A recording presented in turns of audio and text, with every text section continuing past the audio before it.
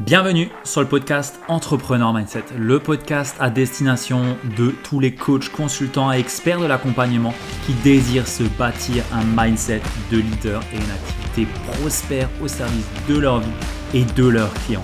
Je suis Ludovic Gucker, fondateur de l'entreprise Kaizen Impact et nous accompagnons aujourd'hui les experts de l'accompagnement dans leur croissance tant personnelle qu'entrepreneuriale. Et si aujourd'hui, tu es en quête de te bâtir une activité, une entreprise au service de ta vie et de tes clients, mais que tu ne veux pas choisir entre argent et inspiration, épanouissement et impact, succès et alignement et vie pro et vie perso, alors je t'invite de suite à réserver une session Kaizen Diagnostic qu'on t'offre aujourd'hui avec un membre de nos équipes pour voir comment est-ce qu'on peut te servir au mieux, quelles sont les prochaines étapes pour ton développement tant personnel qu'entrepreneurial. Et bien entendu, notre intention ici est de te servir et de te donner potentiellement envie de travailler avec nous.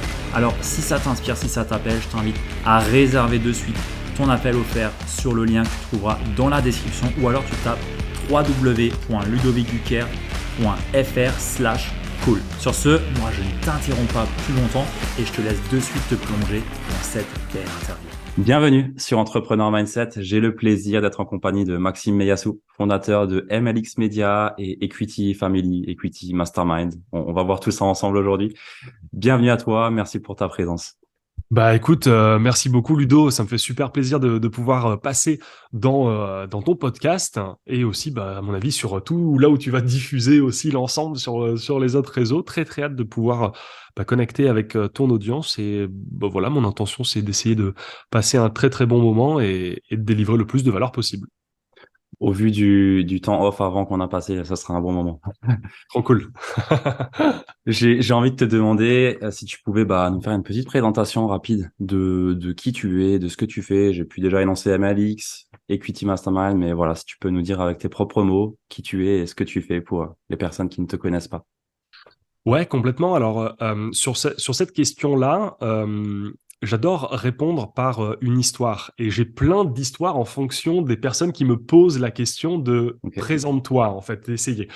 Je vais prendre l'histoire globale, mais j'ai envie de rajouter un petit début qui, j'en parle rarement, mais que là, j'ai envie de partager. En fait, je m'appelle Maxime, mais mon surnom depuis que je suis tout petit, en fait, c'est Calimero.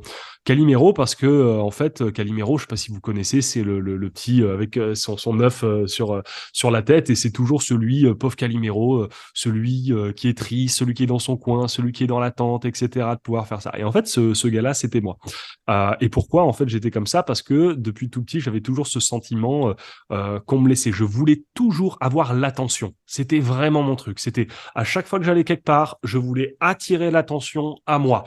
Peut-être pour des mécanismes d'autodéfense ou alors pour simplement de l'ego, peut-être, quand j'étais tout petit de le faire. Mais bref, en tout cas, c'était ma personne. Et en fait, au fur et à mesure où j'ai pu évoluer dans mon aventure business et entrepreneuriale, je me rends compte que la meilleure façon de pouvoir donner avoir, enfin, du moins recevoir de l'attention, c'est de permettre aux autres de leur donner de l'attention en fait. Et donc au fur et à mesure justement où j'ai pu avancer dans ma vie entrepreneuriale et même dans ma vie au niveau scolaire, le fait de pouvoir donner l'attention aux autres, c'est-à-dire j'ai pu me connecter aux autres et d'essayer vraiment de devenir empathique et c'est de dire ok toi c'est quoi ton monde, c'est quoi, qu'est-ce qui t'inspire, c'est quoi tes passions, c'est quoi qui te plaît et d'être vraiment dans l'écoute. Et en fait depuis tout petit j'étais régi par trois grands points, c'est-à-dire se mettre à la place des autres, Ouais. s'imposer ses propres limites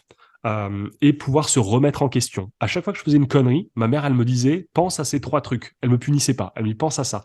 Et en fait, chez moi, ça a développé quelque chose d'assez inné aujourd'hui. C'est mon aisance sociale et ma capacité à savoir bien communiquer. Et c'est pour ça qu'à l'école, souvent les profs, sur mon bulletin de notes, me mettaient Maxime, tu sais un peu, à l'école, tu as le résumé de tout, Ouais, à la fin, ouais. tu sais, moi j'avais 6 sur 20, 6 sur 20 de partout, quoi, tu vois, mais à la fin, tu avais quand même une case, c'était Maxime doit faire des efforts à l'écrit, mais en tout cas, bravo pour l'oral. Et donc, j'ai maximisé en fait mes forces vraiment sur ça, sur l'oral, sur essayer de savoir faire passer une émotion, savoir communiquer, savoir donner au travers de mon aisance sociale l'attention aussi que je pouvais avoir aux autres. Et donc tout ça m'a suivi jusqu'à mon aventure pro, pro je dis pas forcément business, mais salarié aussi, parce que j'étais banquier de mes 18 ans à mes 24 ans et j'ai un client pro, parce que je gérais les pros, qui est venu me voir et qui m'a dit, tu sais Maxime, nous, les chefs d'entreprise, entrepreneurs, on a le savoir-faire, mais on n'a pas le faire-savoir. On est bon dans ce qu'on fait, mais on a du mal à le communiquer au reste du monde. Donc le communiquer au reste du monde, attirer l'attention du reste du monde par rapport à ce qu'on fait, afin de pouvoir proposer notre savoir-faire, là où on est bon. Et en fait, là, tout se connecte. Je me dis, putain, mais en fait, tout est lié, savoir communiquer, savoir bien exprimer ce qu'on sait faire, savoir le communiquer d'une manière efficace aussi aux personnes. Je me dis, ok, j'étais destiné à ne pas savoir écrire, j'étais destiné à savoir communiquer et parler.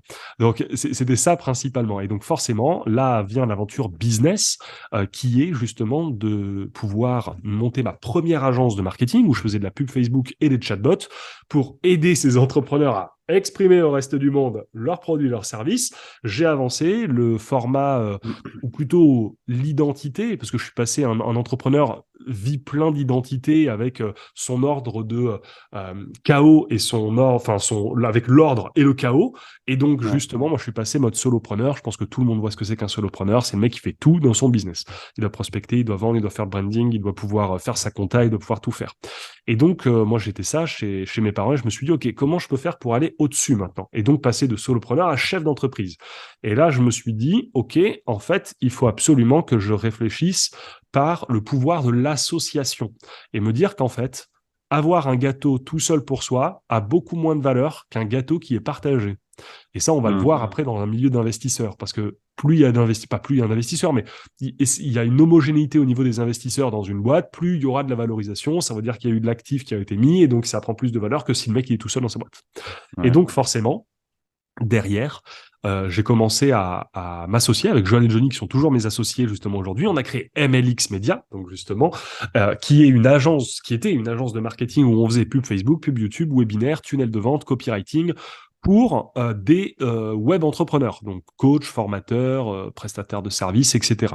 Donc on a monté une équipe, on a pris funnel builder, on a pris traffic manager, etc. On était dans nos bureaux à Sophia Antipolis, sur la Côte d'Azur, on était 13 personnes en interne, et justement, c'est là où on est passé de faire, où je faisais moi tout seul 8 à 15K, tout dépendait des mois, à plus de 100 000 euros mensuels juste avec MLX Media sur ce qu'on faisait. Et donc, justement, je raccourcis l'histoire parce qu'on a aidé pendant 1 an et demi des clients à faire tout leur marketing. Et à un moment, je me suis dit, putain, mais en fait, comment on peut faire pour aller encore plus loin? Parce que soit on facture plus, soit on prend plus de clients. Si on facture plus, à un moment, il faut arrêter de déconner.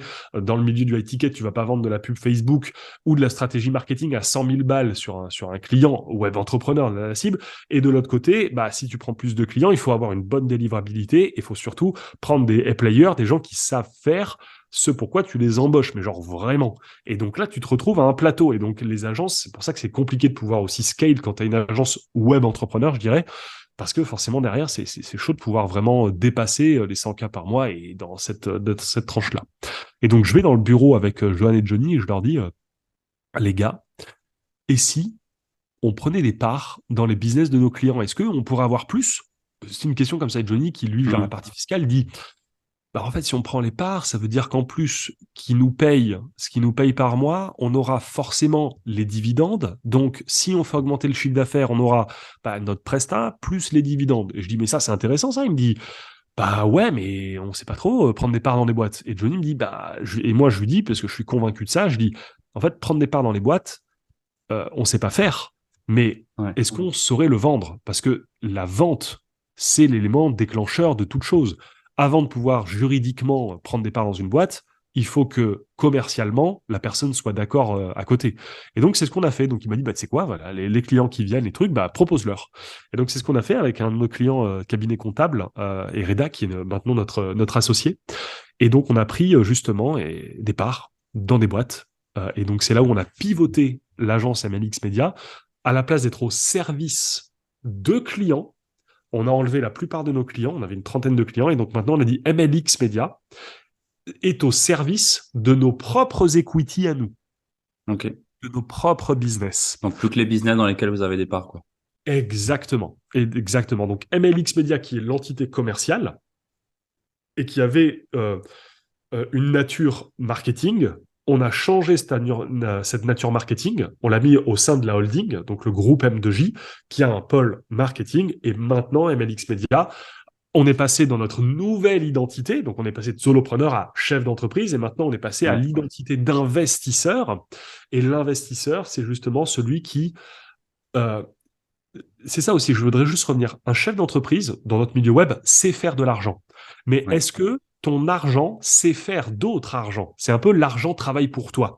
Et l'investisseur, lui, a cette capacité d'un chef d'entreprise, c'est-à-dire savoir générer du cash, mais l'investisseur a aussi cette capacité de dire ce cash va générer d'autres cash. Alors que le chef d'entreprise, pas ultimement. Et donc, nous, justement, c'est ce qu'on a voulu faire. On est rentré vraiment dans notre milieu et dans notre identité d'investisseur et on s'est dit, OK, on va développer notre portefeuille avec des boîtes dans les trois mondes business, le monde startup, le monde corporate, le monde web entrepreneur. On va créer un portefeuille avec des boîtes à cash flow, c'est-à-dire des boîtes qui ramènent beaucoup de chiffre d'affaires, mais qui ont beaucoup de marge. Ouais, de Les l'excédent business, pour vous. les business en ligne pour prendre ce cash, alimenter et réinvestir ce cash. On prend des boîtes corpo parce qu'elles ont un système de valorisation et un système où elles peuvent être vendables, un cabinet comptable, tu le structures bien, tu mets un pôle vente, un pôle marketing, ça se rachète. Ça se Ouais, ouais. rachète, ça se rachète sûrement peut-être avec un multiple de x3 ou x4, par Avec exemple. le portefeuille. Exactement. Ah, oui, tu Ouais, vends, ouais, le tout, ouais, ouais, ouais. tu vends l'actif, tu vends tout. Ça peut être Ouais. même avec les salariés, avec les brevets à l'intérieur, avec les méthodos, avec avec tout. Tu vends tout. Et le monde startup, qui est du monde un peu ce qu'on peut retrouver dans la crypto, c'est du x50, du x100 sur ce que tu peux avoir. Et donc là où c'est les valorisations qui explosent. Et donc justement, on est rentré dans ces mondes-là. Et maintenant, aujourd'hui, on veut incarner pleinement ce côté investisseur pour justement ensuite partir dans ce qu'on fait aujourd'hui. Et je clôturerai ma présentation sur ça, parce qu'elle est longue. Ce qu'on fait aujourd'hui, c'est justement pouvoir développer des écosystèmes de business qui soient scalables, valorisables et vendables. On fait ça au travers d'Equity Mastermind, où on apprend à des entrepreneurs à créer leur propre empire de business en leur apprenant l'equity, savoir prendre des parts en échange de leur expertise et ou en échange d'argent, du rachat de boîtes, des levées de fonds, de l'optimisation fiscale, comptable, juridique, etc., d'avoir un réseau et de pouvoir justement créer, pareil, leur propre empire dans les trois mondes business. Ça, c'est le premier écosystème. Le deuxième, on est en train de monter notre fonds d'investissement avec notre incubateur. Et donc, on est en train de passer toutes les certifications AMF, etc., pour Ouais, pouvoir ouais. être validé. Et donc, c'est là justement où ensuite on va pouvoir lever des fonds. C'est ce qui est drôle parce que tu crées un fonds d'investissement où il n'y a pas beaucoup d'argent dedans et tu vas lever des fonds dans un fonds. Enfin, tu sais, des fois, Ouais, c'est ouais, j'ai genre, capté. tu vois, si un fonds d'investissement vient t'approcher, tu dis putain, il a beaucoup d'oseille, mais ce fonds d'investissement est aller voir d'autres personnes pour prendre de Avoir de l'oseille. l'argent. Avoir Ouais. de l'argent. Et donc, nous, justement, c'est ce qu'on va faire. On va lever des fonds avec ça. On va mettre aussi des fonds qu'on a, nous, pour ensuite aller prendre des parts dans des business startups, racheter des business corporate et les web entrepreneurs, on va pas y aller parce que c'est pas des business qui sont ni valorisables ni vendables. Ou alors vendables, mais pour une bouchée de pain, quoi. Donc voilà la présentation. Je m'appelle Maxime Meyassou, sinon je suis fan de voyage, j'adore le Japon, j'adore les mangas. Quoi vous dire de plus? Mon plus grand rêve, ce serait de créer un groupe de musique rock japonais et de partir faire de la musique un peu dans les rues sur ça. Je sais pas chanter, je sais pas faire de musique, mais j'apprendrai, je prendrai un coach pour pouvoir le faire. Eh ben, écoute, Voilà. j'adore le Japon et je suis percussionniste. Si jamais, Ah bah voilà, voilà, bah écoute, on a le franchement, début. on a le début du groupe. Il y a moyen de faire un truc. Génial. Du coup, ce que je trouve assez impressionnant chez toi là, c'est t'es parti d'un business en ligne à du vrai gros business. En tout cas, à autre chose qui se valorise. On va dire ça dans ce sens-là. Parce que des business en ligne qui se valorisent, j'en ai vu plusieurs, mais qui n'ont pas marché. Le dernier que j'en ai exemple, c'est, je pense que t'avais aussi suivi ça. Théophile Hélier qui voulait vendre son business. Il voulait le vendre. Alors, je sais plus combien. Je t'entends plus. Je le suis pas trop, Théophile Hélier. Mais j'ai cru voir qu'il justement voulait vendre un business, mais compliqué de vendre un business où C'était que ton son image. image repose dessus, en fait. C'est pas Ouais. possible. Et il y a beaucoup de business en ligne, d'infopreneurs et ainsi de suite, où en fait, Ouais. il n'y a pas vraiment de valo en fait dessus parce qu'il y a rien, il n'y a pas de. Encore une agence comme toi, tu as pu avoir, MLX Media par exemple, je pense que ça peut se valoriser. Parce que c'est une boîte corpo.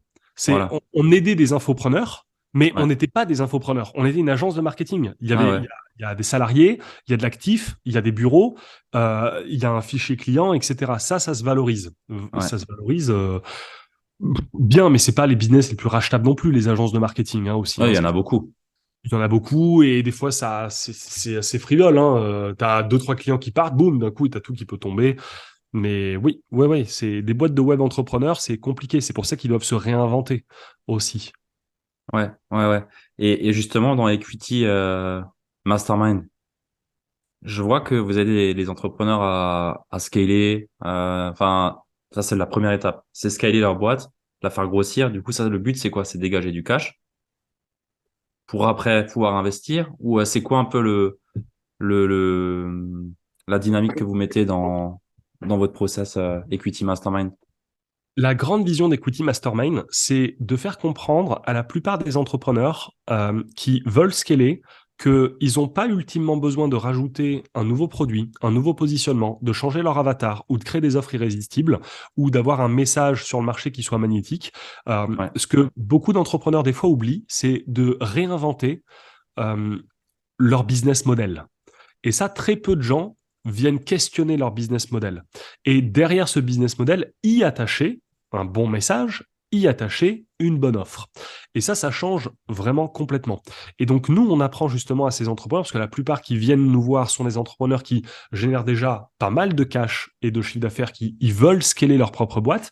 Mais justement, on leur dit que une des manières de pouvoir développer leur boîte, ce serait d'intégrer la philosophie d'equity. La philosophie d'equity, c'est quoi? C'est justement de pouvoir se dire que pourquoi pas, quelqu'un qui scale sa boîte, qui fait 500K, etc., pour pouvoir aller plus vite, bah peut-être qu'il doit lâcher une partie de son bébé à quelqu'un qui, lui, va développer et scaler sa boîte à sa place. Imagine, toi, tu fais 500K à l'année, tu as 100% de ta boîte, tu as envie de rentrer dans une dimension d'investissement, tu entends parler d'Equity Mastermind, ça te plaît, mais tu dis, putain, mais en fait, j'ai mon business à faire tourner déjà.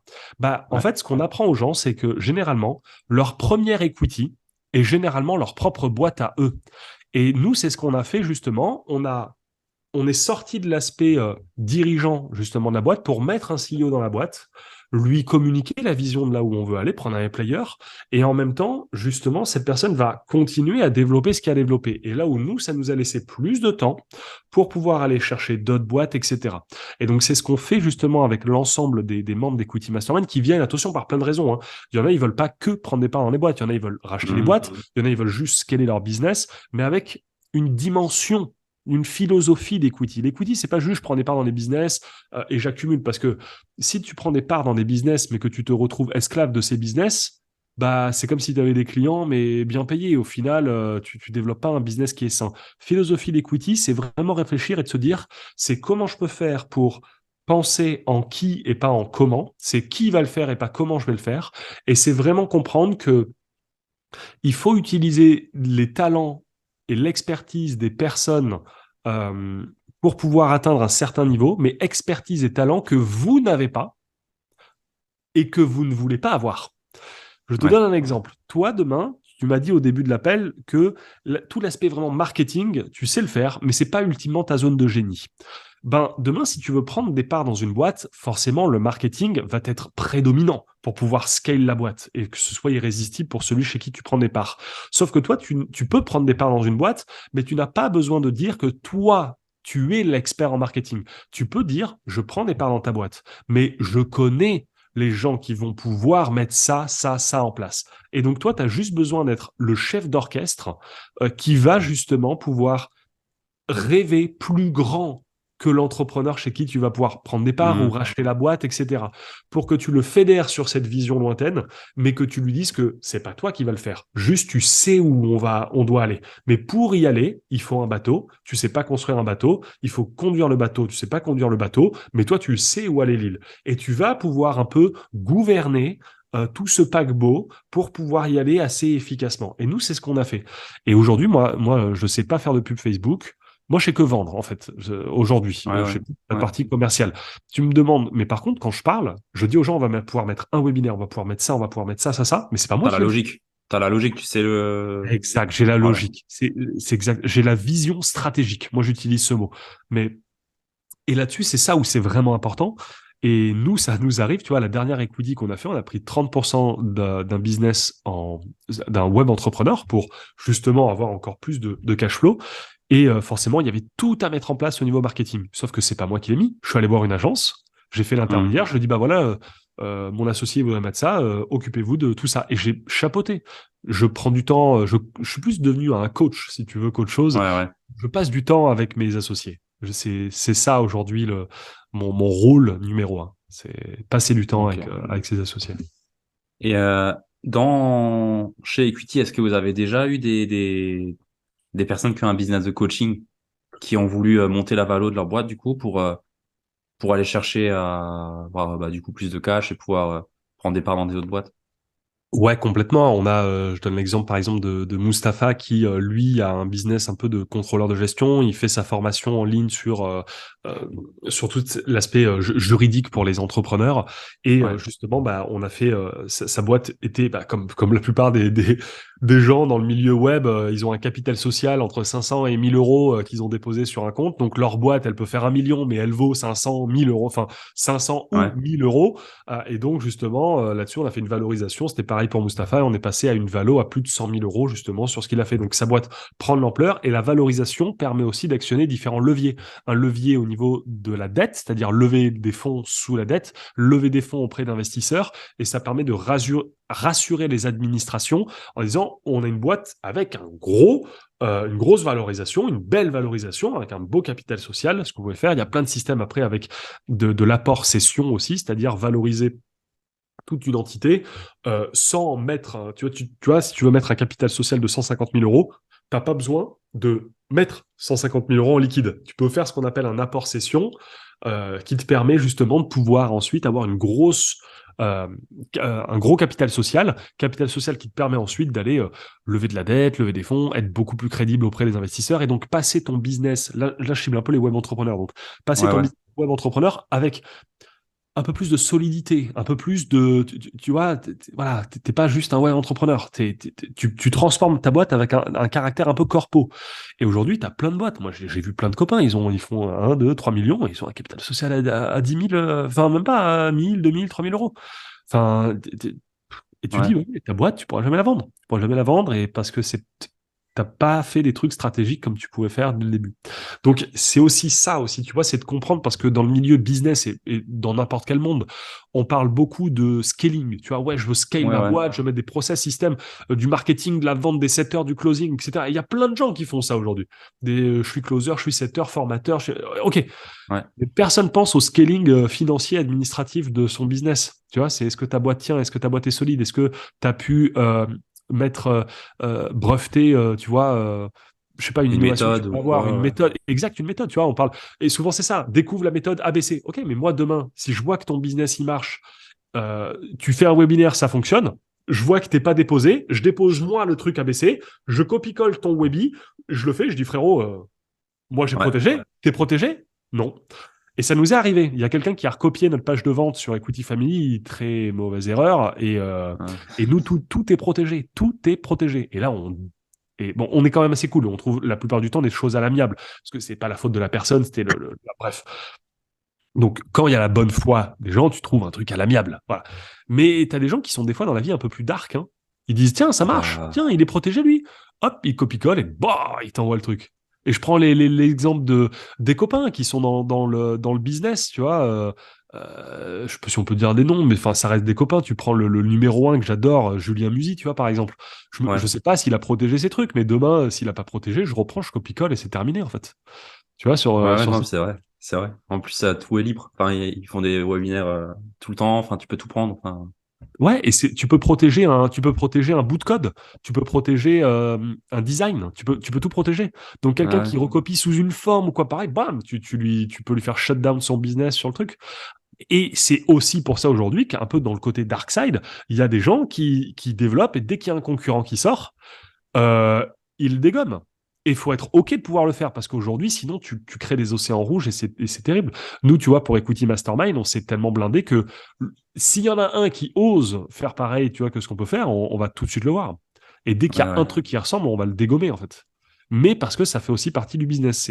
Faut faire attention parce que nous, il y a des enjeux plus importants. Nous, il y a de la valorisation. L'ensemble des boîtes dans lesquelles on a, c'est valorisé à plus de 20 millions d'euros. On est en train de faire des levées de fonds. Il y a des trucs qui sont protégés. Ouais, bien Donc, sûr. il faut faire Là, aussi vous jouez attention. pas au même jeu non plus.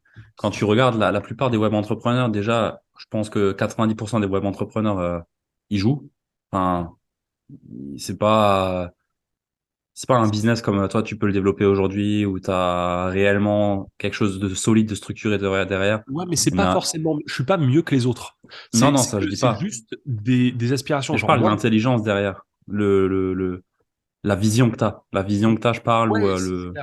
C'est clair. Ça peut paraître au-dessus, mais franchement, franchement, moi, mon rêve, c'était, et je l'ai pas fait, tu vois, parce que finalement, j'ai changé. Mais mon rêve, c'était, quand j'ai commencé mon aventure entrepreneuriale, je gagnais 2000 euros quand j'étais à la banque. Je disais, putain, mais si je pouvais juste développer mon agence, gagner 1000 euros et je pars à Bali et je suis digital nomade, mais ouais. tu aurais pu venir me voir avec ton fonds d'investissement à 50 millions. Je dis, je m'en fous. Moi, ce que je voulais, c'était être à Bali. Toi, tu es dans ton fonds, tu stresses, tu vas dans ton bureau tous les jours. Moi, je suis à Bali.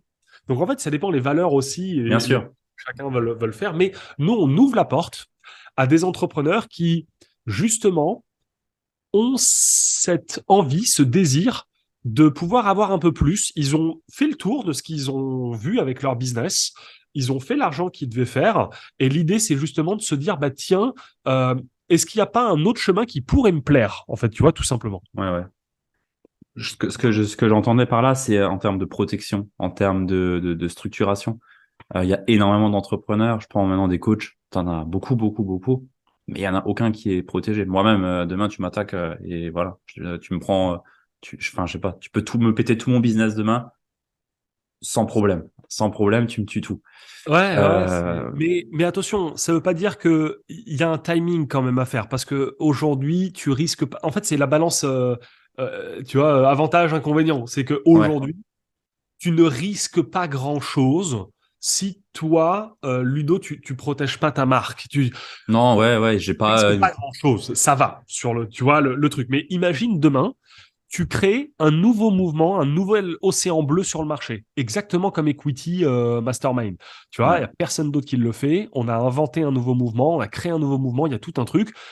Je dis là, protège-toi. Et c'est ce que n'ont pas fait les leaders, tu vois, qu'on avait au tout début dans l'entrepreneuriat avec toutes les formations à étiquette quand c'est sorti au début. Ils se Ouais. sont Ouais, pas ouais. protégés, tu vois, sur ça. Et donc, ça a créé une vague de personnes qui ont fait après exactement la même chose. Il y avait la vague de passe du coaching à l'heure à un coaching à étiquette. Après, les meilleurs se sont dit, ouais, mais maintenant, tu vends du à étiquette, mais euh, tu es toujours en mode solopreneur, donc il faut que tu développes une équipe. Et là, c'était un peu plus dur. Il y avait moins de gens qui ont pu piquer stylé, parce que le niveau de complexité est Ah, faut au-dessus. le faire.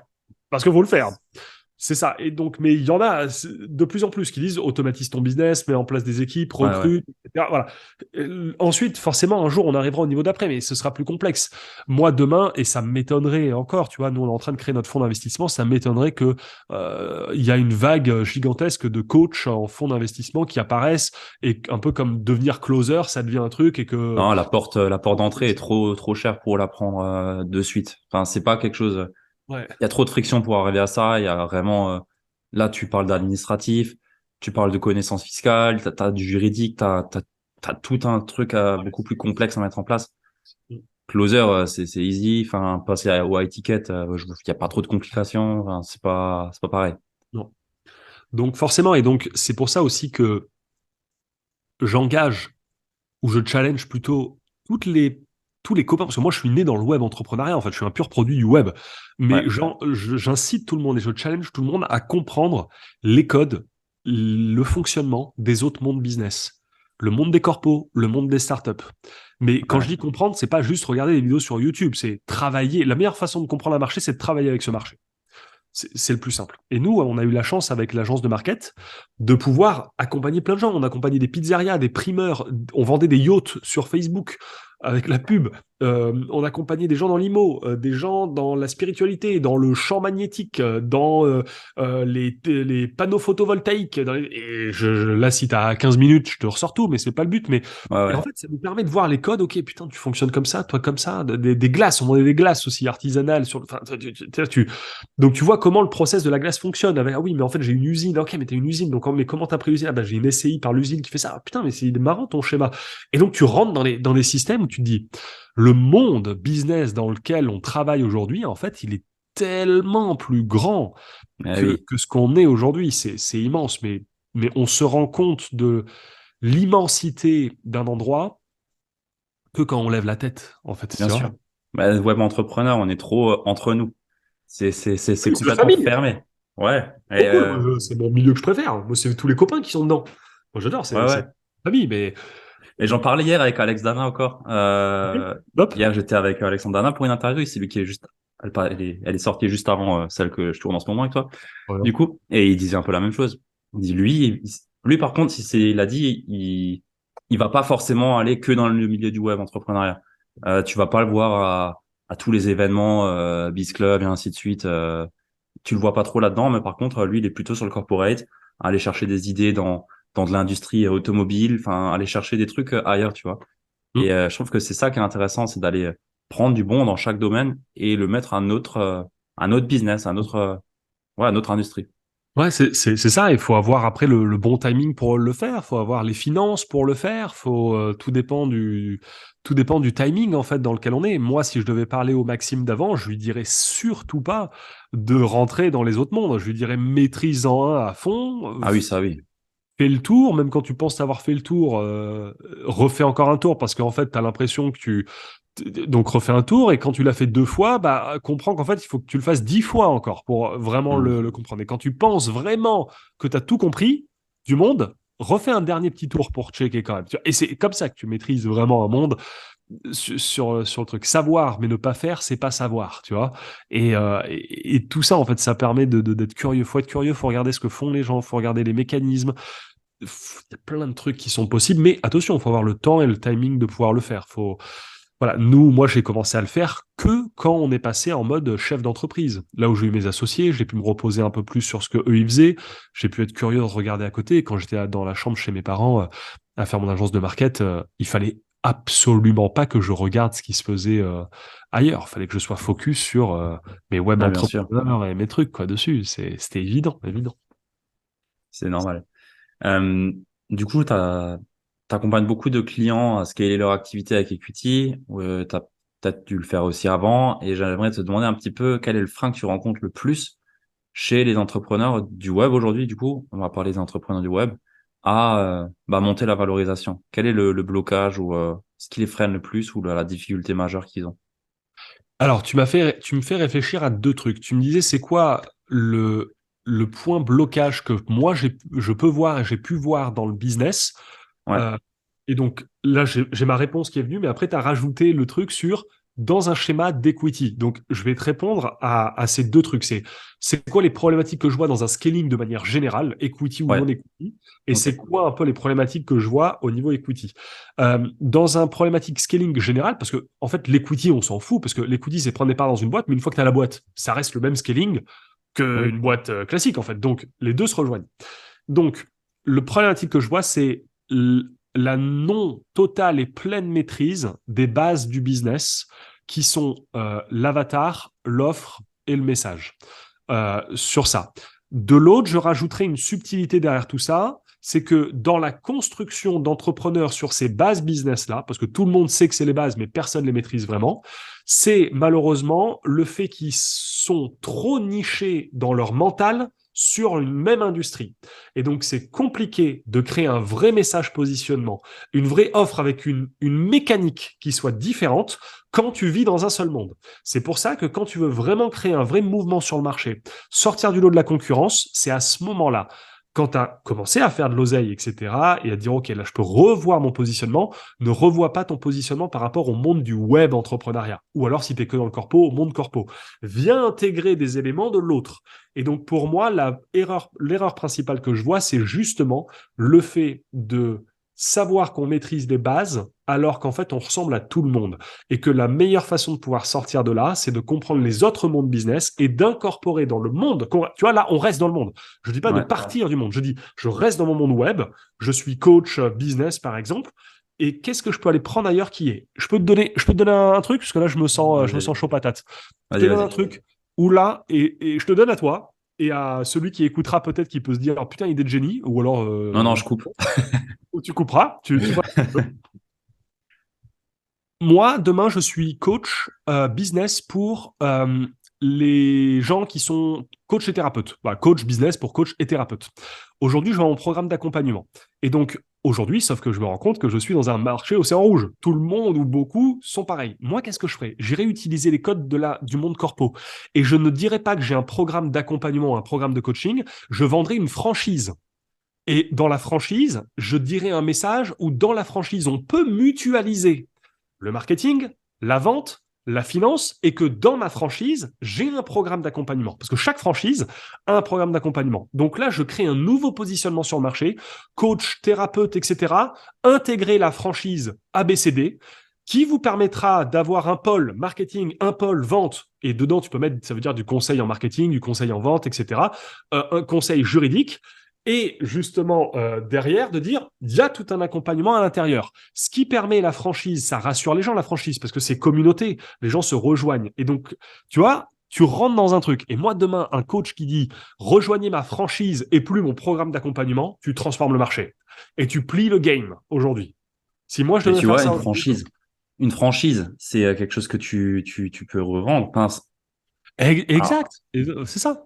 Après, ça se valorise une franchise. Alors, attention, quand je dis créer une franchise, juridiquement, créer une franchise, il y a des points juridiques à faire.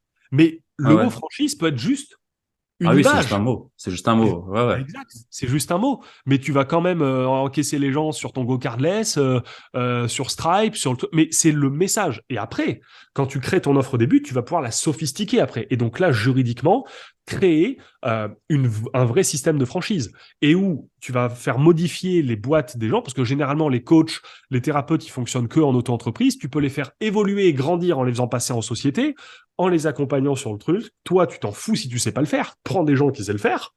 Tu vois. Ouais. Et donc, c'est comme ça, en fait, que tu dis, tiens, je vends du coaching business à comment tu peux step up en prenant des points dans un marché corpo et te dire, tiens, comment je peux l'inclure dans mon marché web entrepreneur? Ça, tu pourras le couper si tu veux le faire et travailler dessus, mais faut réfléchir, hein. Ça, tu le fais pas, tu Bien lances sûr. pas un webinaire sur ça en une semaine. Non. Tu vas faire des tours dans la forêt pendant des semaines, voire un mois, 2 mois, 3 mois. Tu penses, t'écris, tu te fais des vocaux à toi-même, tu essaies d'imaginer le truc, tu designs l'offre. Et c'est ça, en fait, aujourd'hui. Donc, j'en reviens à la question sur c'est quoi, en fait, les grands blocages que tu vois dans un milieu scaling de manière générale. C'est ça, c'est la non-maîtrise des gens sur les bases et surtout la non-curiosité de l'implémentation des mécaniques et de l'expertise que peuvent avoir les autres mondes au sein de ton propre monde à toi. Donc ça, c'est vraiment le premier point. Dans un milieu d'equity, quand les gens commencent, le plus grand frein dans lequel je vois, c'est justement le sentiment de pouvoir ne pas lâcher son propre bébé, en fait. C'est-à-dire, je fais de l'equity, ok, mais j'ai un business et j'ai peur que si je le lâche, il y a tout qui coule, en fait. Et donc, si tu veux, c'est les erreurs principales dans l'equity, c'est la non-connaissance d'une structuration quand tu veux partir ou lâcher un petit peu plus ta propre boîte. Pourquoi? Parce que tout le monde apprend le scaling, mais le scaling où c'est toi qui es dans ta boîte, c'est toi qui scale. Même si en tête, c'est toi qui scale. Et nous, on amène la différence de comment tu peux faire en sorte que les autres te scale. Tu vois? Et donc ça, c'est justement le plus compliqué dans une phase d'equity, c'est l'identité. C'est passer du mec qui se dit je suis un marketeur, je suis un coach, je suis un sales, à je suis investisseur. Et c'est cette transition. Et une transition d'identité vient toujours avec un chaos. C'est difficile, tu vois, de se dire changer d'identité. Ça demande un peu des phases de turbulence. Et donc, il faut que ces entrepreneurs se disent OK, parce que dans les phases de turbulence, tu peux perdre du chiffre d'affaires, tu peux perdre de l'oseille, mais c'est évident, tu dois passer par là. Ou alors, des fois, tu en gagnes trop. et tu te perds et tu reviens à ton scaling, t'oses plus ressortir. Donc c'est justement ça. Après, le scaling général, ça reste pareil, c'est les bases. Parce qu'aujourd'hui, franchement, je te dis la vérité, développer un business au moins 1 million, c'est assez facile, hein. C'est un peu le schéma un peu à la con que tous mes copains coachs, pourtant quand je dis schéma à la con, c'est mes copains qui sont aujourd'hui les leaders du marché sur ça qui le disent, c'est un avatar, une offre, un tunnel, 1 million. Ouais. Oui, c'est vrai. Tu penses pas à 1 million de trucs, tu fais ton tunnel, tu vas, tu fais ton offre, t'optimises, t'as les KPI, les gens sont venus à ton webinaire, pas ton webinaire, combien t'as eu d'appels, t'optimises, t'écoutes tes trucs. Enfin, voilà. La constance chez l'humain est compliquée. C'est vrai que c'est pas. Ce que tu me dis, ça m'a fait sourire avant. Marché, niche, cible, offre. Point. Enfin, c'est pas plus compliqué que ça en fait. Et c'est vrai que c'est souvent la base que bah, moi-même j'oublie des fois, tu vois. Ouais, mais des fois, tu penses savoir les maîtriser. Et je les vois, parce que c'est mes copains. Parce que j'ai des copains qui sont dans Equity Mastermind, qui sont rentrés avec moi. Et j'en ai d'autres, c'est des copains, mais qui sont pas rentrés dans Equity Mastermind. Et petit rappel, s'ils m'écoutent là, bah, venez dans Equity Mastermind, les copains. Parce qu'on a des copains qui disent, ouais, voilà, travaille sur ton offre irrésistible, travaille sur ta différenciation, sur ton offre intuitive. Ok, mais quand tu restes segmenté dans tout ce que tu as toujours connu, c'est compliqué. Il faut aller voir ce qui se passe dans les mécaniques d'autres business. Sauf qu'aujourd'hui, les plus gros formateurs en business aujourd'hui, ils sont enfermés aussi dans leur propre business. Et c'est compliqué. Et c'est pour ça qu'il y en a qui viennent me parler. Il y en a qui sont dans Equity Mastermind où ils viennent justement prendre aussi en disant putain, ça c'est pas con, je vais pouvoir intégrer ça. Et tout de suite, ça make sense. Tout de suite, tu crées des nouvelles offres, tout de suite. Et là, comme ils ont créé un mouvement de différenciation, ils le protègent, ils font un petit brevet dessus sur un truc. Et dès qu'il y a un coquinou, un autre formateur qui veulent prendre un peu les mêmes choses, ils le prennent. Sauf que c'est compliqué de pouvoir copier quelque chose qui est dans un autre monde dans lequel tu as toujours vécu. Ça crée une friction, donc ça te protège un peu plus. Ouais, Tu ouais. vois, tu peux pas te battre avec des gens qui sont dans le même monde que toi parce que ça va être celui qui sera peut-être le plus fort en message, en truc, en. Ouais, lui qui aura le plus de visibilité au final et qui arrivera le plus à amener les personnes à lui qui va gagner le plus, quoi. Ouais, c'est celui aussi, celui qui résoudra peut-être d'autres besoins humains. Tu vois, c'est ça qui est drôle aussi dans Equity Mastermind, c'est qu'il y en a qui viennent, ils veulent ni racheter de boîte, ni faire de l'equity. Euh, ils ont pas besoin qu'on les aide sur scaler leur boîte. Pourquoi ils viennent alors? Bah, ils Ouais. viennent parce que c'est un besoin chez eux qu'ils ont de contribution, un besoin d'accomplissement, un besoin de partage, un besoin de nouveauté. En fait, ça vient nourrir d'autres besoins chez eux et que la promesse délivrée, ça leur plaît pas. C'est le l'ensemble des besoins que nourrit cette promesse qui leur plaît. Ok. Et donc, tu peux créer un programme d'accompagnement, tu vois, tu vois, je te prends l'exemple de la franchise. Bah, Ouais. une franchise, bah, ça fait un aspect communautaire, tu vois. Quand tu te balades dans la rue, je sais pas, les boulangeries Paul, c'est sous forme de franchise, tu vois. Ouais, ouais, Bah, c'est une t'as franchise, tout ouais. ton réseau, t'as tout ton réseau. Quand toi, tu gères ton truc Paul et que tu vas, je sais pas, à Rennes, et tu vois un autre boulangerie Paul, bah, c'est ton pote, tu vois, l'autre gars. Bah, là, c'est pareil. Si t'es sous forme de franchise, tu mutualises et surtout dans un milieu web entrepreneur, les gens, ce qu'ils détestent le plus, c'est le marketing et la vente.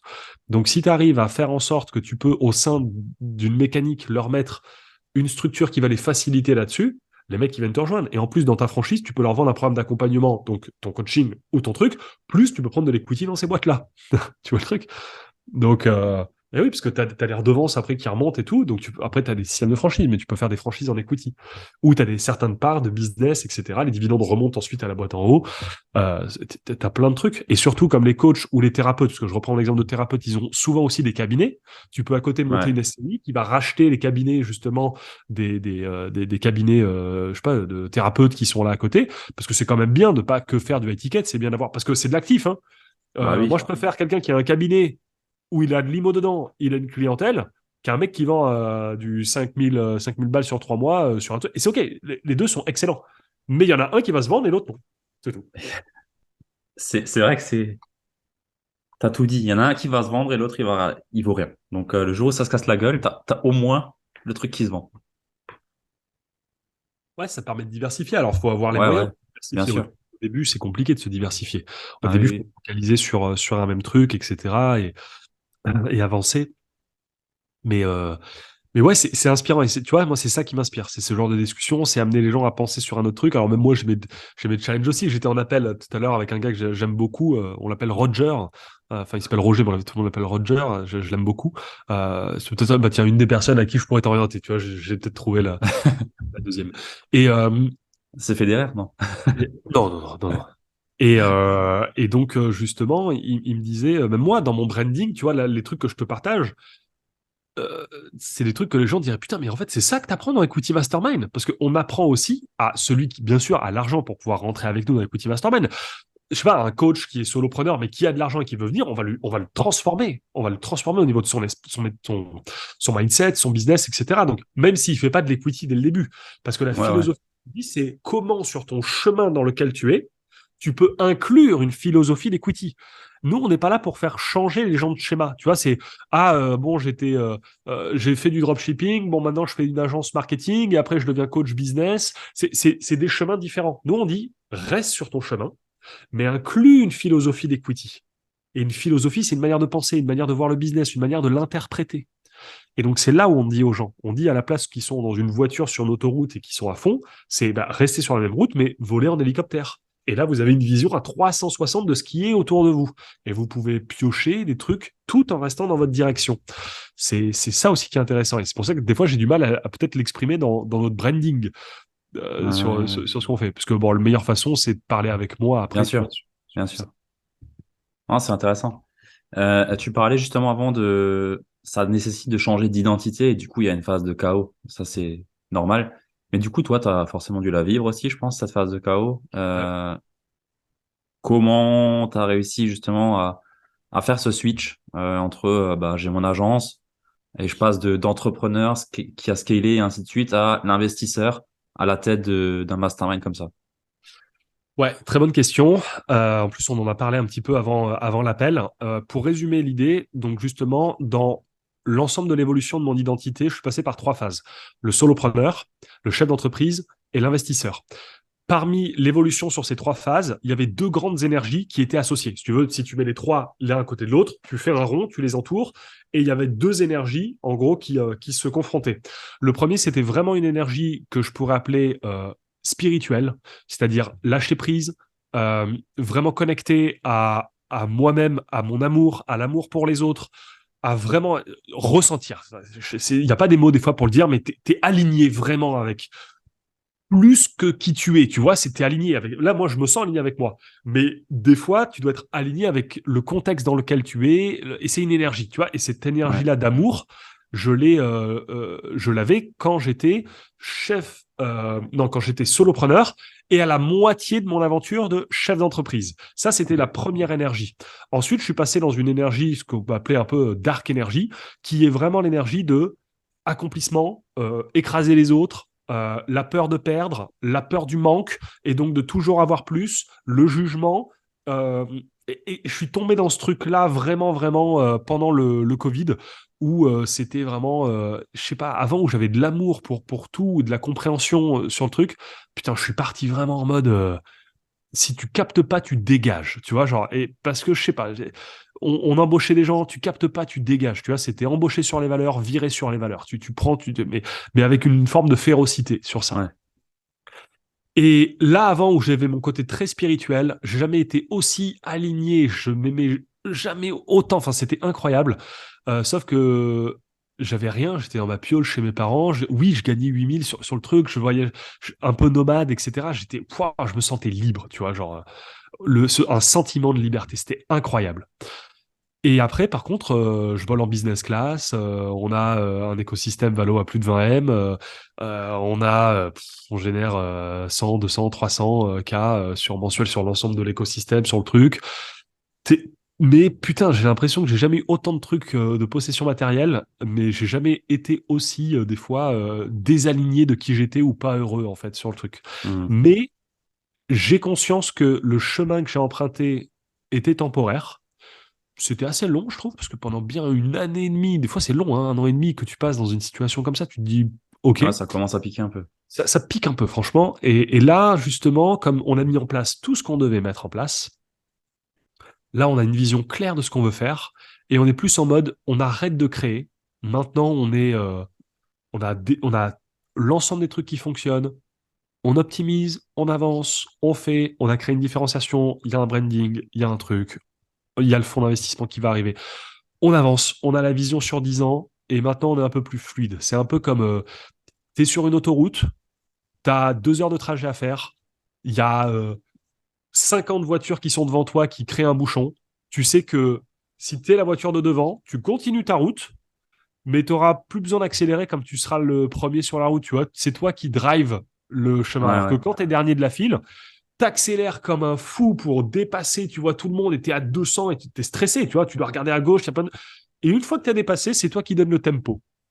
Et là, on est plus là. Maintenant, c'est nous qui donnons plus le tempo sur le truc. Et donc, on avance sur tout ça. Mais oui, Ok. l'identité vient des fois avec le chaos, le fait de se poser des questions, et d'où l'intérêt numéro un d'être entouré, en fait. D'être vraiment, vraiment, vraiment entouré. Toi, t'as toujours été entouré? T'as toujours été dans un programme ou dans un accompagnement ou coaché? Ouais, j'ai déjà avec mes associés, je suis ultra entouré, on communique tout le temps et Ouais, c'est vrai que t'es associé. c'est bien de pouvoir avoir cette force parce on est ultra complémentaires et franchement, chacun connaît la famille de l'autre, on passe des soirées ensemble et tout, enfin, on est ultra, ultra proches. Donc ça, déjà, ça aide beaucoup. Mais forcément, des fois, tu as besoin des gens de l'extérieur à ton écosystème pour t'aider. Et à Ouais. côté, il y a un truc qui m'a énormément aidé et où, justement, je suis aussi associé dans ce business-là. C'est avec mon ami Gaëtan Louis, et tu vois, encore une autre personne peut-être que tu pourras interroger, qui a le cercle d'élévation. Mon élévation, ça s'appelle. Et justement, c'est un mastermind où 2 fois par semaine, l'ensemble des gens se connectent et viennent vraiment utiliser l'esprit de l'égrégore. Donc, c'est, tu vois, 1 + 1 = 3. C'est quand tu dis, là, tu vois, tous les deux, on est en train de brainstormer et donc il y a une énergie en haut qui se crée. On est une troisième personne. Ben là, c'est pareil, sauf que on est une centaine et donc tu as une centaine de personnes qui se connectent. Gaëtan nous fait suivre 4 exercices qui ont été partagés par Napoléon Hill, etc. D'avant où on se connecte à notre gratitude, on se connecte à notre vision et en fait, pendant 1 heure, des fois, on ferme les yeux, on est connecté à 100 sur le Zoom et on réfléchit à ce qu'on veut avec Ok. un film. On se crée un film et ça, je fais ça depuis 3 ans. Et c'est ça qui m'a énormément aidé sur tout le truc. J'ai jamais Et donc, entendu parler de ce cercle, j'irai voir. cercle d'élévation, ouais. Donc là, on est en Ok. train, on met ces phases de scaling là en place Ok. sur tout ça parce que pour ce qu'on veut, et c'est notre vision et notre mission avec ce business, comme on veut l'internationaliser, parce que le process est le même s'il y en a 10 qui viennent dans le groupe que s'il y en a 100 000, Tu ça parlais de reste. equity ou Non, de... non, mon Ah, cercle d'élévation. élévation. Ouais. Et donc, justement, on veut en faire un programme où toutes les personnes qui ont besoin de se connecter à un espace avec d'autres personnes pour pouvoir aller plus vite puissent le faire. Parce qu'on part d'un principe que la seule et unique façon de pouvoir réaliser ses rêves personnels, c'est au travers de la réalisation de rêves collectifs. Plus t'aideras la somme d'un groupe tendre vers une vision en te détachant de tes propres objectifs, plus Ouais. tes objectifs à toi pourront être atteints. Et donc, c'est exactement ce qu'on est en train de faire. C'est complètement dans la vision de ce qu'on fait avec aussi Equity Mastermind. C'est-à-dire que demain, tu vas aller racheter une boîte à 50 millions. J'en suis pas capable aujourd'hui. Mais peut-être que si on était 100 à y aller avec chacun dans son bon rôle, on pourrait la prendre. Tu vois? Hmm. Hmm. Je vois. Ok. Ok. Intéressant. Euh, j'ai envie de te demander un peu qui ont été tes sources d'influence et d'inspiration sur ton parcours. Ouais, toujours, je vais reprendre un peu les mêmes principes de l'ensemble de mes identités, parce que il y a des gens qui m'inspiraient d'avant, qui ne m'inspirent, enfin, pas qui Ouais. m'inspirent plus aujourd'hui, mais Moins, quoi. Ouais. m'inspirent, mais genre, je les écoute plus. Quand j'ai commencé mon aventure entrepreneuriale, c'était beaucoup de la motivation. Donc, tout ce qui était à l'époque David Laroche, tout Hmm. ce qui était Tony Robbins, Gary Vee, euh, vraiment sur ce côté-là, en fait, tu vois, très mindset, très business. Pas des gens avec qui j'ai côtoyé forcément dessus, mais Ouais. des gens qui indirectement m'ont inspiré. Dans mon esprit entrepreneurial de développement, je te dirais après, là pour le coup, quelqu'un que je connais, Julien Musy, Ouais. c'est drôle parce que j'adore ce qu'il fait, c'est incroyable, mais humainement, j'ai du mal à me connecter avec lui. Si je suis avec lui au resto pendant 1 heure, je saurais pas quoi lui dire. En fait, je sais pas, j'ai du mal à parler avec ce gars. Par contre, je suis inspiré par ce qu'il peut proposer, tu vois, et faire, même s'il y a des choses où je suis moins après aligné Ok. sur les trucs. Mais dans mon esprit chef d'entreprise, sur système, process, ça m'a pas mal aidé.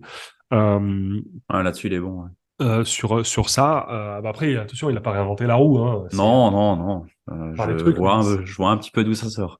ouais, mais humainement, voilà, je le considère beaucoup et c'est quelqu'un que j'apprécie énormément. Après, il y a tous les bouquins comme ça, Scaling Up, Ah ouais, donc, je connais. Excellent. beaucoup de livres qui m'ont inspiré.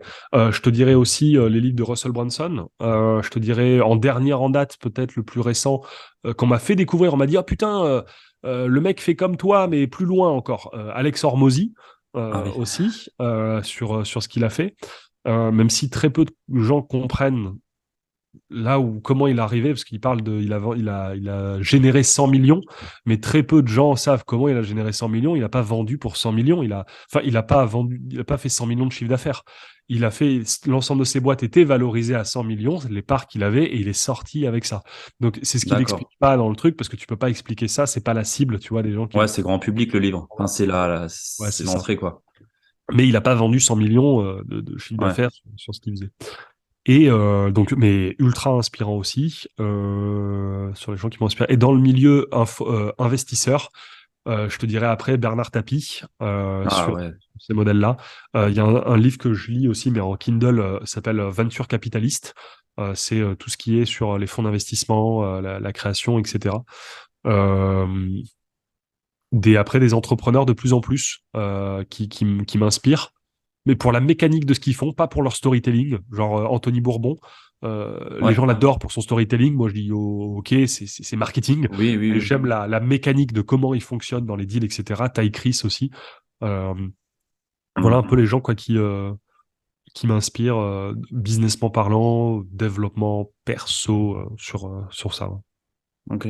Intéressant. On voit plein de domaines. Et en fait, je pense que c'est un peu ça reflète le parcours solopreneur, enfin, l'identité de solopreneur, CEO, enfin, chef d'entreprise, Ouais. investisseur. Au début, en solopreneur, bah, c'est du David Laroche, du Robbins, dans la motivation et ainsi de suite. Après, plutôt bah, scaling, Musi, on est aussi plutôt sur du scaling, des choses comme ça. Et puis après, bah, là, tu me parles d'investisseurs, de Anthony Bourbon, Ty Chris, qui est aussi un investisseur pour Euh, moi, très bon après, entrepreneur. tu vois, tu as scaling et scaling. Je reprends l'exemple de Julien, peut-être tu pourras l'interviewer, on parle beaucoup de lui, donc s'il Ouais, passe. il est déjà passé. Ok, bon, s'il repasse au passage, on lui fait un coucou, mais c'est très web entrepreneur. Quand tu Ouais, passes ouais. ensuite dans un monde startup, quand tu passes ensuite dans un monde corpo, c'est radicalement en fait différent parce que tu penses à ton scaling aussi en termes d'actifs. Le scaling dans ces boîtes-là n'est pas que en termes de chiffre d'affaires. Elle est aussi en termes de scaling, en termes de valo, ce que tu peux faire. Dans la valo, tu as de l'actif. La valo, tu peux avoir des brevets. Et donc, tu as plein de manières en fait de pouvoir ensuite aller scale des boîtes ou des systèmes sur Ouais. ces modèles-là. Tu as aussi l'esprit de créer pour vendre. Ça aussi qui est intéressant parce que quand tu veux développer une boîte et que tu veux ensuite la revendre, tu la scales complètement différemment en fait. Et donc les choix que tu ferais au début, c'est-à-dire prendre des freelances, limiter les frais sur ce que tu peux faire, bah là tu vas dire non, comme je veux la vendre, je crée de l'actif directement, je fais une petite levée de fonds par exemple sur ce que je peux faire, ce qui me fait gonfler la valo, je montre que j'ai un board de personnes et je sais pas, sur un logiciel que je peux créer, sur un truc, j'utilise les codes du web entrepreneuriat avec webinaire pour faire venir des gens, etc. dedans, mais j'utilise les codes un peu startup pour lever des fonds et j'utilise l'actif des corpos pour pouvoir leur vendre. Et donc en fait, le scaling est différent parce que le scaling d'un web entrepreneur, c'est balance de la pub, prends des prends des équipes et avance comme ça. Enfin, ça Ouais. fonctionne et ça fonctionne très très bien. Donc c'est ok. Et après, tu vois, il y a la mode aussi du CPF. C'est facile de développer des business qui sont aussi en CPF. Tu vois, pour le coup, ça demande pas ça demande pas être un très bon entrepreneur de scaler une boîte CPF entre 1 et 10 millions. Tu vois. Mais par contre, en termes web entrepreneur, j'entends, parce que là, s'il y en a qui développent ça, ils peuvent se dire, mais par contre, scaler une boîte en termes d'acquisition sur 1 million, quand tu es dans un monde web où tu vends du CPF, c'est classico. Par contre, tu vas devoir développer des compétences qui sortent du monde du web entrepreneuriat pour rentrer dans le monde corpo, pour rentrer dans le monde startup. Un peu comme Alex Dana, tu vois, que tu as interviewé Ouais, avant. c'est vrai. C'est vente de CPF, mais derrière, c'est va recruter des équipes, va manager des équipes, Ouais, ils va sont une lever des fonds, centaine va aujourd'hui, lever des trucs. c'est Donc, notre c'est dynamique. une autre manière de scaler quand tu es là. Et c'est pour ça qu'il y a beaucoup de web entrepreneurs, quand ils dépassent ce système-là de faire 1 million ou qui sont bien structurés, bah, tu te rends compte que la plupart du temps, c'est quels sont les codes corpo et les codes startup que tu peux utiliser qui te permettent ensuite d'aller plus loin. Parce que le monde du web a ses limites sous une forme. Bah, tu vois, Alex, hier, on en parlait. Moi, à la base, je suis ingénieur en production. Donc, je Yeah. suis expert lean. Encore une fois, un lien avec le Japon, tu vois. Ah, Et il disait que c'était un des gros switches chez lui, ça a été de mettre la philosophie lean dans sa boîte et d'appliquer des process lean qui viennent du monde corpo. C'est du monde industriel complètement. c'est ça, exact. Ouais, Mais complètement. qui fait qu'il a pu mettre des process en place, stabiliser les flux et ainsi de suite. Et ça, tu le vois pas dans le milieu du web entrepreneuriat. C'est quelque chose qui est très peu communiqué. Je crois que, enfin, j'ai fait un podcast sur le Kaizen et sur la philosophie Lean. J'ai tapé le mot dans Apple Podcast. Personne en parle. Personne. Alors que pourtant, c'est une entreprise, enfin, c'est la base d'une entreprise qui est stable pour moi, enfin, sans avoir de réel, sans parler Lean, mais s'il n'y a pas ça, enfin, c'est pas viable pour moi. Ouais, non, non, c'est clair. Et donc ça, c'est dans un autre monde après que tu vas prendre. C'est pour ça que maintenant, comme on est dans un monde investisseur, je dirais, mais même le mot investisseur, ça fait un peu égotique, un peu, tu vois, quand je dis solopreneur et tu dis investisseur après, tu as l'impression que le niveau, Ouais, il c'est y a deux mondes. Non, il y a deux mondes. Mais oui, il y a deux mondes différents, mais ça veut pas dire qu'il y en a un qui est meilleur que l'autre. non, bien Juste sûr. dans un monde d'investisseurs, ça demande des compétences et l'expertise qui sont différentes qu'un nomade digital en mode solopreneur, parce que les boîtes dans lesquelles tu vas investir ton oseille, t'as intérêt de comprendre ce que c'est que de scaler une boîte, que de savoir les process de recrutement, que un peu avoir l'esprit coaching. Forcément, ça demande des compétences différentes et généralement un investisseur a beaucoup plus de problématiques ou d'autres problématiques qu'un solopreneur. C'est des problématiques différentes à un autre niveau, etc. Mais Ouais, bien sûr. Bien sûr. tout aussi intéressant. Ouais. J'ai envie de te demander quel est le meilleur achat ou investissement à moins de 100 euros que tu as pu faire récemment. Ah, récemment, ok. Moi, je vais t'en dire deux. Je vais te dire, c'est quoi le meilleur achat à moins de 100 euros que tu peux faire et qui est juste dingue. De manière globale, le premier truc qui m'est venu, hein, je te partage vraiment Vas-y, intuitivement vas-y. ce qui m'est venu, je te dirais, c'est les voyages. C'est voyager. Donc, je te dirais, prends un billet d'avion à 60 balles aller-retour pour aller à Londres, une journée, et les autres 40 balles, tu vas parler à des gens, va voir, va faire des trucs. Enfin, bref, et tu reviens après. Voilà. Tu vois, alors, moins de 100 balles, tu te fais un petit truc, un petit trip comme ça. Parce que les voyages, c'est juste incroyable. Donc, je serais le meilleur outil de développement personnel et de connaissance de soi et de s'ouvrir au monde, c'est de voyager. Le deuxième, globalement, après, je te dirais, quand tu es un peu en mode solopreneur, etc., je te dirais la lecture, lire, apprendre, se challenger, etc. Donc, je te dirais 100 balles dans des livres, en fait, tout simplement, que tu lis encore et encore, tu vois, genre plein de fois. Donc choisir des bons livres, quoi. Ouais, carrément. Et le meilleur, donc là, tu me challenges un peu. C'est quoi le meilleur investissement à 100 balles que j'ai fait récemment, c'est ça? C'est ça. Après, le récemment, tu peux le mettre entre parenthèses, s'il y a pas. Ouais, c'est quoi, de cette dernière année, tu vois, par exemple, si je dois Ouais, me... voilà, ouais. Je parle quoi, en termes business ou... Non, non, ça, tu peux me dire Ouais. ce que tu veux. À moins de 100 balles. Le truc, c'est que j'allais te dire, il y a des trucs que j'ai fait grave cool, mais qui sont au-dessus de 100 balles. Moins de 100 balles, C'est là tout le là, challenge. tout le challenge. Normalement, forcément, si c'est un truc utile, il doit être à côté de moi. Donc, à moins de 100 balles, qu'est-ce que je dois avoir? J'ai un truc qui me vient à l'esprit parce que je vois ça, une image là. Bon, je sais pas si tu vois, c'est une image Je où vous capte pouvez pas pas ce que voir ce que c'est. c'est. Ouais, même si je te montre, tu comprendras pas. L'investissement à moins de 100 balles que j'ai pu faire récemment, ou ce que je vois, c'est faire un. Donc, c'est en lien avec le truc qui est là. C'est un ami qui me l'a fait. C'est inviter mes amis à la maison, ce qu'on a fait la semaine dernière, jeudi dernier, pour faire un repas tous ensemble. On a fait des bruschetta, donc comme je sais les faire, j'ai dit soirée bruschetta. et où justement chacun devait ramener des éléments qui font penser à chacune des personnes et où on s'envoyait de la gratitude, etc. Donc j'ai acheté peut-être pour 60 balles de bruschetta ou faire des trucs, de trucs. Et en fait, je te dirais, l'investissement pour moi que j'ai fait, c'est juste payer des petits trucs comme ça, un repas, être entouré avec mes amis, des gens que j'aime, qui sont pas forcément dans le business, dans le truc, mais tu sors de ce Ouais, monde, ouais.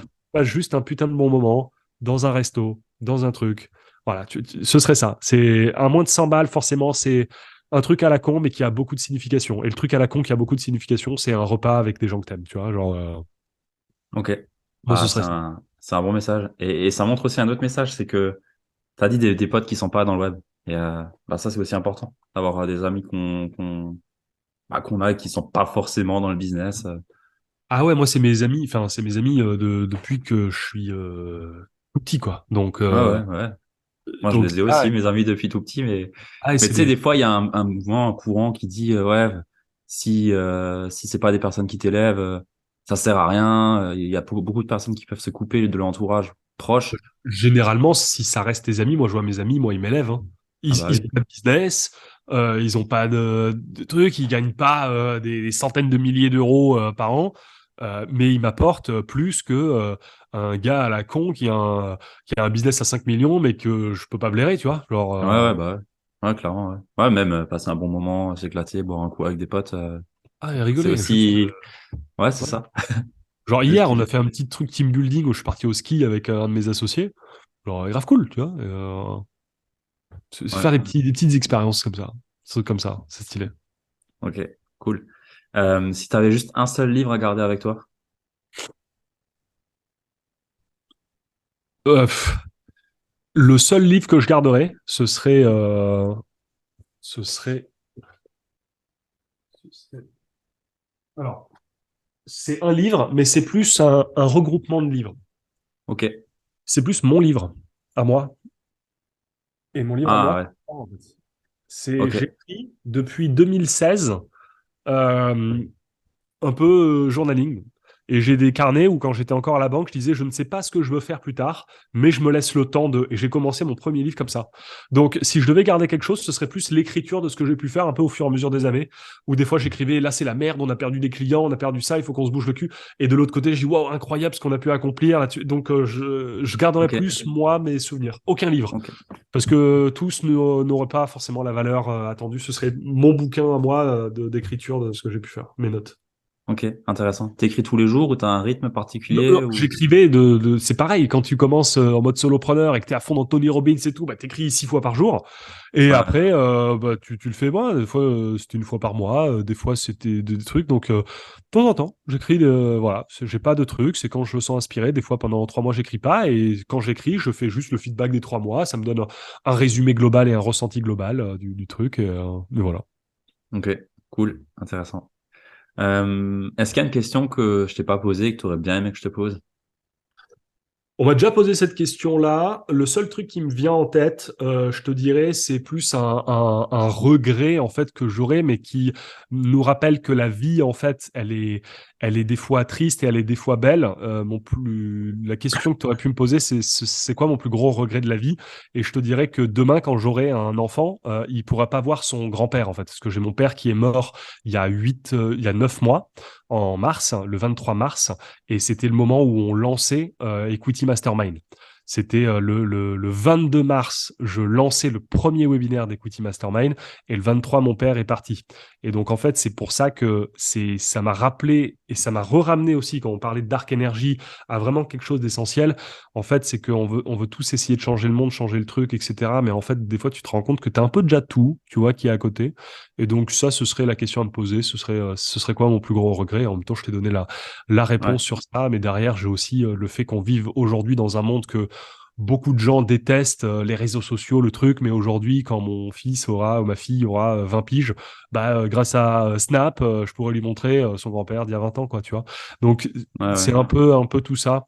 C'est pour ça que maintenant, ma philosophie de vie, de ce que j'avais d'avant, en fait, c'est ça qui est incroyable, c'est qu'avant, j'ai des carnets, hein. Dans mes carnets, je te les retrouve, je te les lis, inspirer 10 millions de personnes, avoir un impact sur la planète. Et je trouve que beaucoup de gens ont ça, mais je trouve qu'en fait, c'est un faux discours à avoir. Même, c'est quoi ta mission de vie? C'est quoi ton truc? C'est quoi?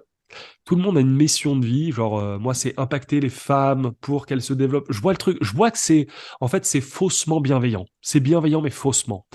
Et que, enfin après je suis qui pour dire ça? Je parle dans mon truc à moi, Ouais, bien ce que j'ai sûr, pu ouais. remarquer, parce que même moi je me suis pris au jeu de vouloir changer et transformer le monde. Et en fait moi ma philosophie aujourd'hui c'est j'y ai mis un terme, c'est avoir une philosophie à la bonne franquette. Je sais pas si tu connais cette expression. Ouais, ouais, La ça me bonne parle. franquette, c'est les bons vivants. C'est ah, ça sonne chez toi. Putain, c'est un peu le bordel. Bon, vas-y, on se fait deux pattes, on s'assoit, on a les copains, les trucs, on rigole. C'est une vie à la bonne franquette. C'est être entouré des gens que t'aimes, avec un esprit simple et fluide. Et ma philosophie business, c'est juste d'être un enfant dans une cour de récréation qui fait plein de jeux avec plein de copains. Et que si jamais dans la vie je dois inspirer le monde ou changer le monde, bah, ce sera juste un dommage collatéral. C'était pas ce que je voulais. C'est plus ce que je veux. Et que si je le fais, si demain dans la rue les gens m'adorent ou me disent tu as changé ma vie, tu as changé le truc, ce sera juste un dommage collatéral. Tu vois, en plus j'ai dit dommage collatéral. Ouais, ouais. J'ai pas dit bénéfice indirect. J'ai dit un dommage collatéral. Ça veut dire que c'est vraiment pas ce que j'ai envie de faire. Mais que c'est un peu le terme que j'utilise pour le dire. Parce qu'aujourd'hui, on voit qu'avoir une belle vision, avoir une belle mission et vouloir changer le monde, en fait, ça change pas. En fait. Ça fait pas changer grand-chose. Et que les vraies mécaniques de pouvoir changer le monde, c'est justement en comprenant l'ensemble des mondes de chacun, et que c'est quoi la mécanique de ceux qui gouvernent le monde aujourd'hui, et que si tu veux vraiment le changer, il faut utiliser les mécaniques qui changent vraiment le monde aujourd'hui.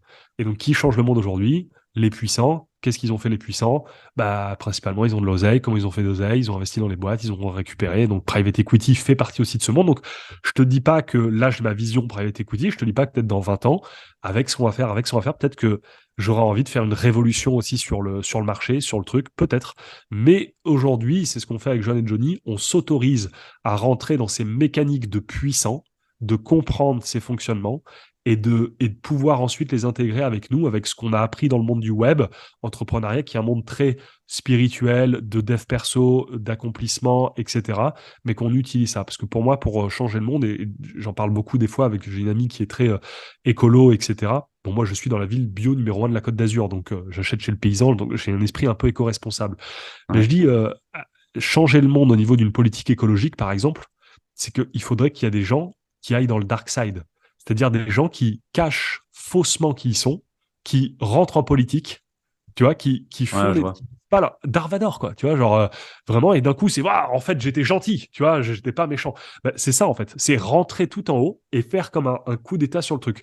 Sauf qu'il faut fermer sa gueule pour faire ça. Donc, il faut de tout. Il faut des gens qui aillent dans la rue, qui aillent manifester, qui aillent faire des trucs. Il faut des gens un peu plus dans l'ombre, qui ont des convictions très fortes, mais qui doivent fermer leur gueule.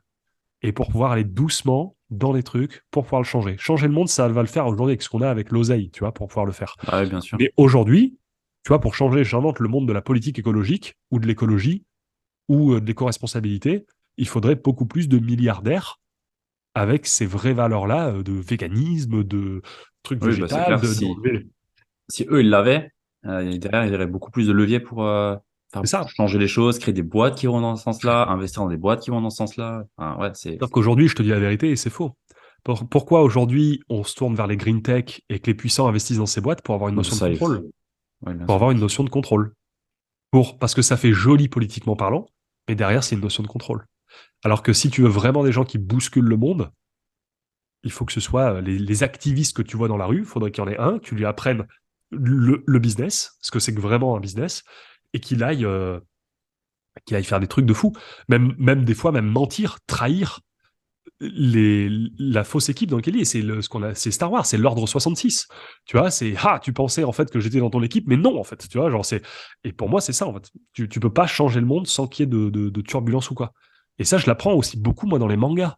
Tu vois, dans les mangas, tu as toujours, avant d'avoir une phase de paix, la guerre, les trucs qu'il y a à avoir, et c'est inévitable. Tu es obligé de le faire. Attaque des titans, Mhm.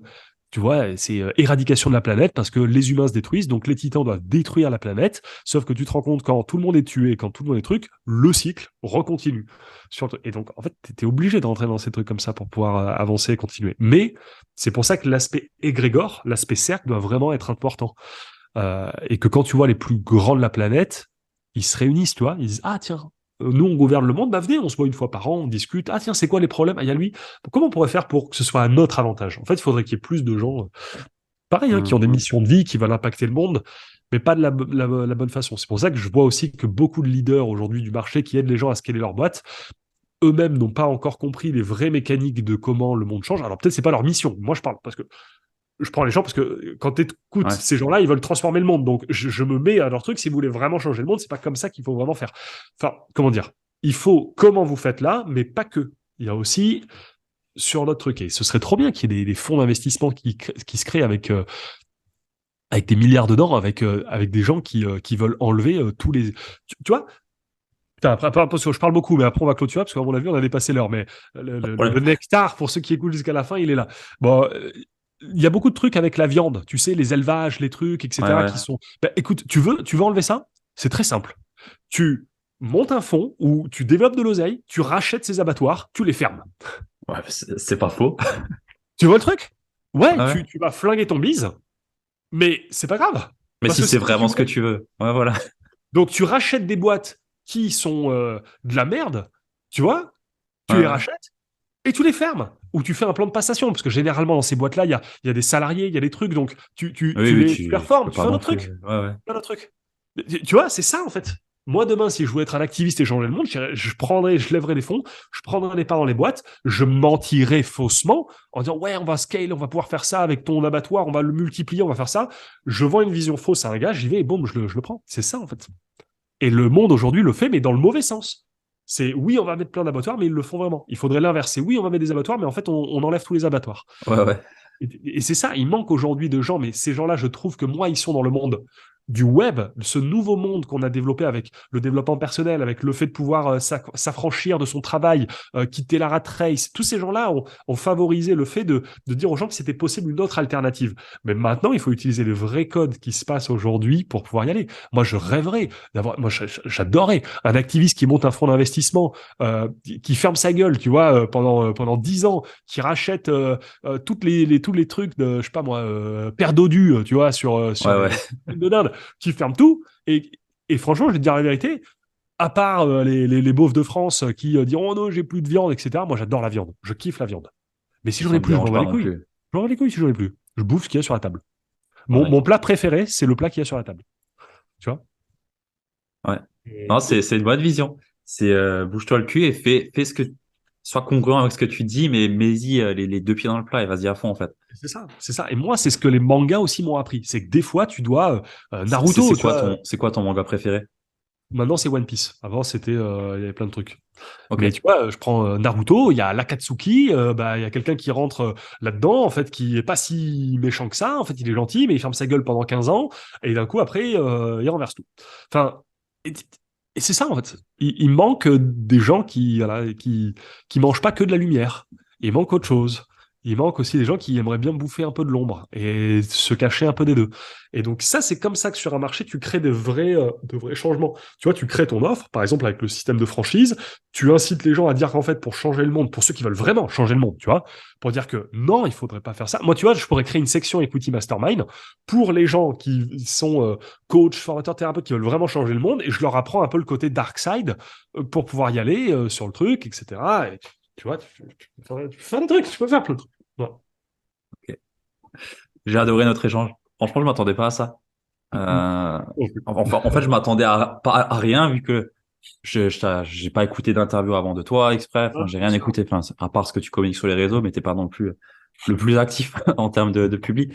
Mais, Ouais. euh, mais ouais, j'ai adoré. Franchement, j'ai adoré. Très belle personne, une belle vision, un beau partage. Merci beaucoup.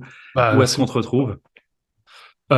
Principalement Facebook, Maxime Meyassou, Instagram, Maxime Ouais. MLX, et Equity Family sur YouTube aussi, mais Ok, principalement Instagram, c'est là où on partage le quotidien, donc vraiment Insta, ça marche. pour que les gens veulent voir un peu les actus, les liens sur les redirections YouTube, etc.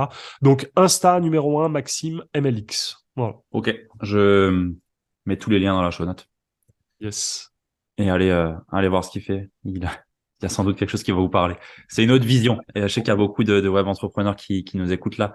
Donc, ouais, allez voir ça. C'est, à mon avis, bien puissant et un peu changeant de ce qu'on entend partout. Euh, La dernière question qui nous a amenés ensemble, c'est bien sûr qui est-ce que tu aimerais bien voir passer après toi sur ce podcast? Ouais, alors tu vois, je t'ai dit plusieurs noms au fur et à mesure de l'ensemble. Alors moi, j'ai une mémoire à court terme défaillante, donc j'ai oublié les noms que je t'ai dit. Donc si tu t'en rappelles, tant mieux. Donc je t'en ai dit deux. Je sais plus, je sais plus. Mais il y en a un déjà que je me souviens. C'est mon associé Johnny que peut-être tu peux rentrer en contact avec lui. Tu vas sur mon Insta, Johnny, on partage beaucoup de trucs, qui lui pourra donner aussi, rentrer peut-être plus en profondeur sur son parcours, parce que lui maintenant, il plie en deux 95% de tous les experts comptables que tu peux trouver sur le marché, alors qu'il a qu'un diplôme de mécanicien moto, tu vois, et il est en train de passer l'AMF pour monter le fonds d'investissement et il développait ses business, donc il s'est fait opérer de la main, enfin il racontera son histoire, il développait un business de réparation de téléphone chez lui, les gens attendaient, il avait des process, enfin, il mettait des trucs qui a mis dans l'entrepreneuriat, qui l'ont mis dans les process, c'est un mec ultra carré et qui pourra peut-être t'amener aussi cette vision aussi que peuvent rechercher ton audience sur, oui, il y a du web entrepreneuriat, il y a du truc, mais les subtilités aussi de la partie juridique, fiscale, comptable. Et Ouais. Johnny a assez un esprit marketeur, donc ce sera pas une discussion avec un comptable qui pige rien, ce sera la même qualité d'échange qu'on a eu là, Ok. la même énergie. Le deuxième après que je t'ai dit, putain, c'était qui? Roger. Roger, exact. Tu peux aller voir Roger, il s'appelle Roger Hormière sur Insta, Roger-Hormière avec un S à la fin, Hormi-E-R-E-S, Hormière. Ouais, tu trouveras. De toute façon, tu checkes Ouais, dans mes amis. ouais, ça marche. Voilà. Et sinon, après, non, voilà, c'était les deux. Voilà. Je sais pas si j'en avais C'est un déjà deuxième. très bien. Non, Super. c'est un peu les deux. Bah, merci pour notre échange, merci pour ce temps. J'ai bien aimé parce que c'est une vision que j'adore aussi. Le côté corporate que tu amènes là, ça me plaît beaucoup. Ça me plaît beaucoup. Donc, merci pour notre échange. Merci aux personnes qui nous ont écoutés jusqu'ici. Avec Et si vous plaisir. avez des questions à Max, bah, allez lui poser directement. Je pense Ouais, que je suis ultra accessible après, il m'envoie un DM sur Insta, je réponds à tout le monde. voilà, ouais. Voilà. Parfait. Bon, eh bah, sur ce, on se dit au prochain épisode et merci à tous d'avoir écouté jusqu'ici. Eh ben, merci à tous, à bientôt.